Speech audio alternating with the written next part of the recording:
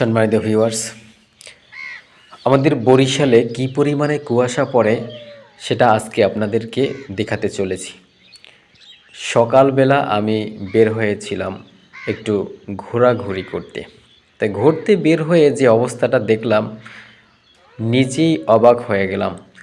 প্রচুর পরিমাণে ঠান্ডা এবং প্রচুর কুয়াশা, এত পরিমাণে কুয়াশা পড়েছে যা দেখলে আপনারাও অবাক হয়ে যাবেন। আপনারা দেখতে পাচ্ছেন আমাকে ছাড়া আর কিছুই দেখা যাচ্ছে না।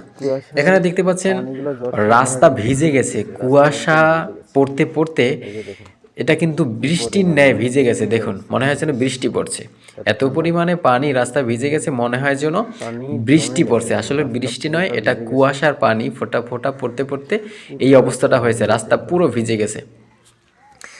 সকালবেলা কচি কচি ছেলে মেয়েরা পবিত্র আল কোরআন পড়তে এসেছে এই কুয়াশার মধ্যে।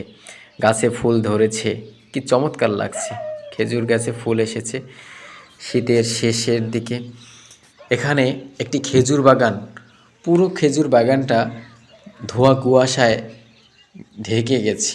খুবই চমৎকার লাগতেছে খেজুর বাগান। এখানে একটি মানুষ দেখা যাচ্ছে, চাদর মুড়ি দিয়ে চলে যাচ্ছে। এখানে একটি লোক আসতেছে, যার যার জরুরি কাজের জন্য গন্তব্যে চলে যাচ্ছে।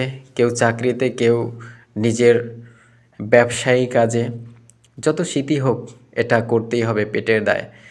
এখানে আপনাদেরকে একটি জিনিস দেখাতে চলেছি, একটু তাকিয়ে থাকুন। এত পরিমাণে কুয়াশা, সেই লোকটি যখন হেঁটে যাচ্ছে, ওই যে সামনে আপনার লোকটা দেখছেন, আমি একটু দাঁড়াবো, আমি দাঁড়িয়ে গেছি। দেখুন, লোকটি সামনে যাচ্ছে, তাকে আর দেখা যাচ্ছে না। আস্তে আস্তে সে বিলীন হয়ে যাচ্ছে। দেখুন, তাকে আর দেখা যাচ্ছে না, অলরেডি সে উধাও হয়ে গেছে। দেখেন, এত পরিমাণে কুয়াশা, তাকে আর দেখাই যাচ্ছে না। এই যে এইমাত্র দেখলাম, এত পরিমাণে কুয়াশা।